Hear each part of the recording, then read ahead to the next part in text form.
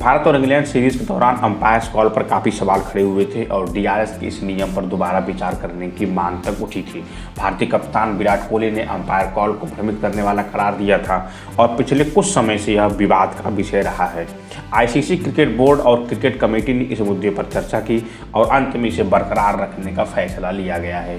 ICC cricket committee के अध्यक्ष अनिल कुंबले ने जानकारी दी कि अंपायर्स कॉल बरकरार रहेगी। अनिल कुंबले ने बैठक के बाद कहा कि अंपायर्स कॉल पर क्रिकेट कमेटी में अच्छी चर्चा हुई। इसमें यह नतीजा निकला कि डीआरएस का मतलब बड़ी गलतियों को सही करना है और मैदान पर अंपायर के फैसले लेने को सर्वोपरि रखा गया है, इसलिए अंपायर कॉल को बरकरार रखना अहम है। लेकिन आईसीसी ने डीआरएस और क्रिकेट में 3 बड़े बदलाव किए हैं। ये बदलाव क्या है, आइए मैं आपको बारी बारी से बताता हूँ। तो आइए देखते हैं कि पहला बड़ा बदलाव क्या हुआ है।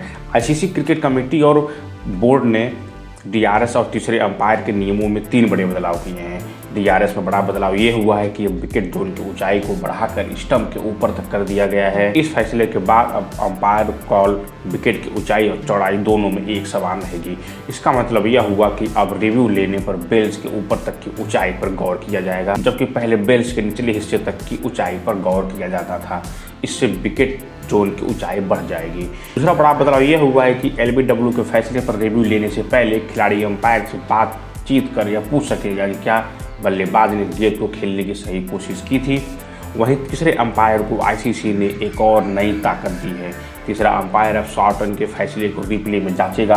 आपको बता दें कि आईपीएल 2020 के दौरान पंजाब किंग्स के 1 रन को शॉर्ट दे दिया गया था, जिसके बाद मुकाबला सुपर ओवर में गया था और उससे दिल्ली कैपिटल्स के हाथों हार मिली थी। इस हार से पंजाब को आगे जाकर काफ़ी नुकसान हुआ था और वह प्ले ऑफ में क्वालिफाई नहीं कर पाई थी। इसके अलावा एक और बड़ा फैसला लिया गया है। अंतर्राष्ट्रीय क्रिकेट बहाल करने के लिए 2020 में लागू किए गए अंतरिम कोविड-19 नियम जारी रहेंगे। आईसीसी ने अपनी विज्ञप्ति में कहा है कि समिति ने पिछले 9 महीने में घरेलू अंपायरों के शानदार प्रदर्शन पर गौर किया है, लेकिन जहां भी हालात के कारण संभव हो वहां तटस्थ एलिट पैनल अंपायरों की नियुक्ति को प्रोत्साहन दिया जाए। डीआरएस क्या होता है और खिलाड़ियों को या टीम को इसका कैसे फायदा पहुंचता है। डीआरएस का पूरा नाम है डिसीजन रिव्यू सिस्टम।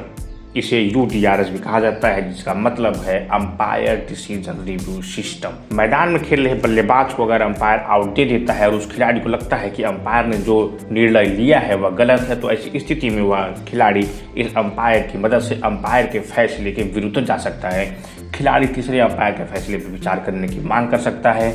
वहीं डिसीजन रिव्यू सिस्टम की मदद से तीसरा अंपायर पहले अंपायर के फैसले की समीक्षा करता है। अगर समीक्षा के दौरान तीसरे अंपायर को लगता है कि खिलाड़ी आउट नहीं है, तो ऐसी स्थिति में तीसरा अंपायर फैसले को बदल देता है। वहीं पहले अंपायर का फैसला अगर समीक्षा के दौरान सही पाया जाता है तो उनके फैसले को कायम रखा जाता है।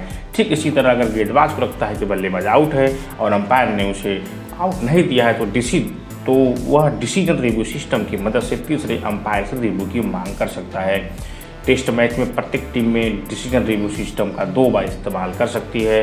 वहीं एक दिवसीय मैच और T20 मैच में डिसीजन रिव्यू सिस्टम के सही इस्तेमाल करने की संख्या 1 रखी गई है। दोस्तों, अगर आपने हमारे इस चैनल को सब्सक्राइब नहीं किया और सब्सक्राइब कर लीजिए और वीडियो पहले देखने के लिए बेल आइकॉन का बटन जरूर प्रेस करें।